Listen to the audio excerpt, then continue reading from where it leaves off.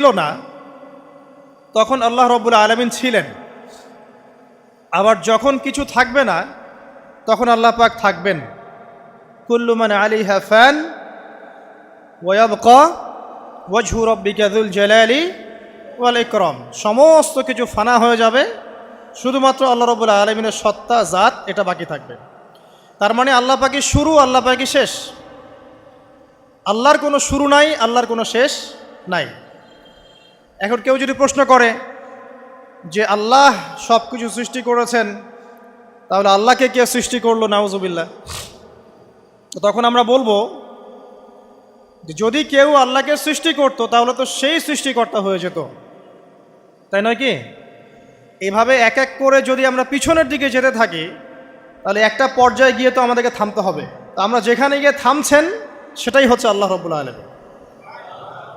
আল্লাহ পাকের আগে কিছুই ছিল না, বরং অতীত, বর্তমান, ভবিষ্যৎ এটা সময়ের মধ্যে আছে, যে সময়ের মধ্যে আমরা বাস করছি। আল্লাহ রাব্বুল আলামিনের কাছে এরকম অতীত, বর্তমান, ভবিষ্যৎ কিছু নাই। আল্লাহ রাব্বুল আলামিন একা ছিলেন, তখন কিছুই ছিল না। আবার যখন সব কিছু ধ্বংস হয়ে যাবে আল্লাহ পাক একাই থাকবেন, আর কিচ্ছু থাকবে না। এখন আল্লাহ পাক সর্বপ্রথম সৃষ্টি করলেন আরশে আজিম। কি সৃষ্টি করলেন? এবং আরশটা পানির উপরে ছিল। কিসের উপরে? পানির উপরে। এরপরে আল্লাহ রাব্বুল আলামিন সৃষ্টি করেছেন কলম। আল্লাহ পাকের কাছে লাউহে মাহফুজ আছে। লাউহে মাহফুজ মানে সুরক্ষিত একটা ফলক। এখানে আল্লাহ পাক কলমকে বললেন লিখো। কলম বলল যে মাযা আকতুব, আমি কি লিখবো হে আল্লাহ? আল্লাহ পাক বললেন কিয়ামত পর্যন্ত যা যা হবে, শেষ দিন পর্যন্ত যা কিছু ঘটবে লিখে ফেলো। কলম লিখে ফেলেছে কিয়ামত পর্যন্ত কি কি হবে। অতএব আপনার রিজিক নিয়ে এত টেনশন করার কোনো দরকার নেই। বিয়ে শাদী হচ্ছে না, এই জন্য কবরে গিয়ে মানত করার কোনো দরকার নেই। সময় মতো হবে ইনশাআল্লাহ। যখন রিজিক তাকদিরে লেখা আছে সময় মতো ইনশাল্লাহ হবেই। তাকদিরের বাইরে কিচ্ছু হবে না। তো আল্লাহ পাক তাকদির লিখে ফেললেন। এমনকি লাউহে মাহফুজে কোরআনও লিপিবদ্ধ আছে। সূরা বুরুজ পড়েন নাই? বাল হুয়া কুরআনুম মাজিদ ফি লাউহিম মাহফুজ। লাউহে মাহফুজ থেকে কোরআন মাজিদ নাজিল করা হয়েছে প্রথম আসমানে। এরপর প্রথম আসমান থেকে আস্তে আস্তে ধাপে ধাপে বিভিন্ন ঘটনার পালাক্রমে রাসূলুল্লাহ সাল্লাল্লাহু আলাইহি ওয়াসাল্লামের কলবের মধ্যে জিবরাইল আলাইহিস সালামের মারফতে ওহী করা হয়েছে। এই হলো কোরআন, যেটা নাজিল হতে সময় লেগেছে 23 বছর। তো লাউহে মাহফুজ আল্লাহ রাব্বুল আলামিন সব লিখে ফেললেন। এভাবে 6 দিন, আল্লাহ পাকের হিসেবে 6 দিন কত লম্বা আল্লাহ ভালো জানেন। 6 দিনে আল্লাহ রাব্বুল আলামিন এরপর সৃষ্টি করলেন পুরো মহাবিশ্ব।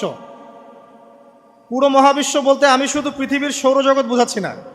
এই মঙ্গল, বুধ, শনি, বৃহস্পতি এইটুক না, এরকম হাজার হাজার সৌরজগৎ মিলে একটা গ্যালাক্সি হয়, আর হাজারটা গ্যালাক্সি মিলে গিয়ে একটা আসমান হচ্ছে, মহাকাশের একটা ছায়াপথ আসমান হচ্ছে। তো এরকম 7টা আসমান বা 7টা মহাবিশ্ব আল্লাহ পাক সৃষ্টি করলেন মাত্র 6 দিনে। কয় দিনে? ফি সিত্তাতি আইয়াম, 6 দিন আল্লাহ পাক সৃষ্টি করলেন। এরপর আল্লাহ রাব্বুল আলামিন প্রত্যেক মহাকাশে তার যার যার কাজ সেটা দিলেন। যেখানে যেখানে মাখলুক সৃষ্টি করা আল্লাহ পাক করলেন। আল্লাহ রাব্বুল আলামিন মালায়েকা সৃষ্টি করলেন নূর দিয়ে। কি দিয়ে? আলো দিয়ে। আলোর মধ্য দিয়ে আল্লাহ রাব্বুল আলামিন ফেরেশতা সৃষ্টি করলেন। আল্লাহ পাক জিন সৃষ্টি করলেন। জিন কি দিয়ে? আগুন দিয়ে। একদম যেটা উত্তপ্ত আগুন, লাল আগুন, সেই আগুন দিয়ে আল্লাহ পাক জিন জাতিকে সৃষ্টি করলেন। সৃষ্টি করার পর আল্লাহ রাব্বুল আলামিন জিন জাতিকে পৃথিবীতে পাঠিয়েছেন। কোথায়?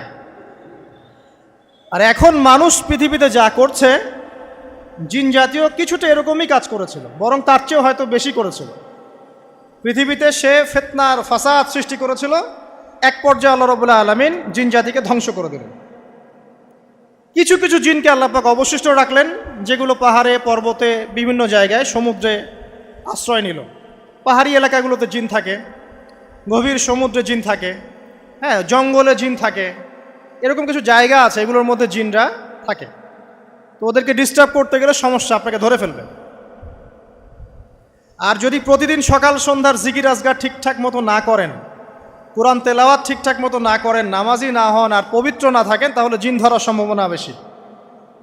আর আমার মনে হয় এখনকার যে মেয়েগুলো রাস্তাঘাটে ঘোরাফেরা করে, এদের বেশিরভাগই জিন ধরা। কারণ আছে, এমনি এমনি বলি নাই। এটা আপনাকে বুঝতে হলে আল্লাহ এবং তার রাসূলের চোখ দিয়ে দেখতে হবে তো, কারণ তাদের চাল চলন স্বাভাবিক না, কিছু একটা ওদের উপর ভর করেছে, ওই ভরটা করার কারণে তার চাল চলন আজকে এমন হয়ে গেছে। এবং বহু মেয়ের ঘটনা এমন শোনা যায় যে সরাসরি তারা জিন দ্বারা ইফেক্টেড হয়। দেখেন না, রুকিয়া করতে হয়, শরীয়ীভাবে রুকিয়া করতে হয়। তো খেয়াল রাখবেন, সকাল সন্ধ্যার জিকির আজগার ঠিক রাখবেন, কোরআন তেলাওয়াতটা ঠিক রাখবেন, নামাজি হবেন, পাক পবিত্র থাকবেন, জিন আপনাকে কোনো ক্ষতি করতে পারবেন না ইনশাআল্লাহ। জিনরা কিন্তু রাসূল সাল্লাল্লাহু আলাইহি ওয়াসাল্লামেরও ক্ষতি করার চেষ্টা করেছিল। আল্লাহর রাসূল সাল্লাল্লাহু আলাইহি ওয়াসাল্লাম ওটাকে ধরেছিলেন, ধরে মসজিদের খুঁটির সাথে বেঁধে রেখেছেন। নামাজের মধ্যে জিন আমাদের নবীকে ডিস্টার্ব করেছিল, আল্লাহ রাসূল ওই জিনকে ধরেছেন, ধরে খুঁটির সাথে বেঁধে রেখেছেন। তারপরে তার মনে পড়ল সুলাইমান আলাইহিস সালামের কথা। সুলাইমান আলাইহিস সালাম বলেছিল আল্লাহকে, আল্লাহ আমাকে যে ক্ষমতা তুমি দিয়েছো, আমার পরে কাউকে এই ক্ষমতা আর দিও না। আর সুলাইমান আলাইহিস সালামকে আল্লাহ পাক জিন জাতিকে অনুগত করে দিয়েছিলেন। সুলাইমান আলাইহিস সালামের নির্দেশে জিন জাতি বিভিন্ন কাজ করত, এমনকি সমুদ্রের মধ্যে ডুবুরির কাজও করত, সমুদ্রের ভিতর থেকে রত্ন বের করে নিয়ে আসতো। এগুলো কিন্তু অলিক রূপকথা নয়, সত্য ঘটনা। তখন নবী সাল্লাল্লাহু আলাইহি ওয়াসাল্লাম বললেন যে আমার ভাই সুলাইমানের কথা আমার মনে পড়ে গেল, তাই আমি জিনটাকে ছেড়ে দিলাম। তো আল্লাহ পাক জিন জাতিকে সৃষ্টি করে এই পৃথিবীতে পাঠানোর পর তারা এরকম ফিতনা এবং ফাসাদ সৃষ্টি করার পরে আল্লাহ পাক ওদেরকে ধ্বংস করে দেন। দেওয়ার পরে আরও অনেক যুগ এবং অনেক শতাব্দী কেটে যায়। কত যুগ কত শতাব্দী আল্লাহ ভালো জানেন। অনেক লম্বা সময় পরে গিয়ে আল্লাহ রাব্বুল আলামিন ফেরেশতাদেরকে ডাকেন।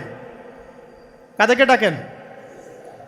তাদেরকে ডেকে বলেন, ওয়া ইয ক্বালা রাব্বুকা লিল মালায়েকা, স্মরণ করো নবী সেই সময়ের কথা যখন তোমার রব ফেরেশতাদেরকে ডাকলেন, ডেকে বললেন, ইন্নী জাইলুন ফিল আরদি খলিফা, হে ফেরেশতা মণ্ডলী, আমি পৃথিবীতে আমার খলিফা পাঠাতে চাই। কি পাঠাতে চাই ভাই? খলিফা। খলিফার দুটো অর্থ, একটা হচ্ছে ওই যে জিনরা যে চলে গেল, ওর স্থলাভিষিক্ত হয়ে আরেকটা জাতি, স্থলাভিষিক্ত হওয়া। আরেকটা ব্যাখ্যা হচ্ছে খলিফা শব্দের মানে হচ্ছে যে ব্যক্তি আল্লাহ পাকের বিধান অনুযায়ী পৃথিবীতে বিচার ফয়সালা করে, সে আল্লাহর খলিফা। আমি কি বুঝাতে পারছি? আল্লাহ পাক ফেরেশতাদেরকে বললেন, আমি পৃথিবীতে আমার খলিফা পাঠাতে চাই, প্রতিনিধি, এবং যে আল্লাহর বিধান দ্বারা বিচার ফয়সালা করে।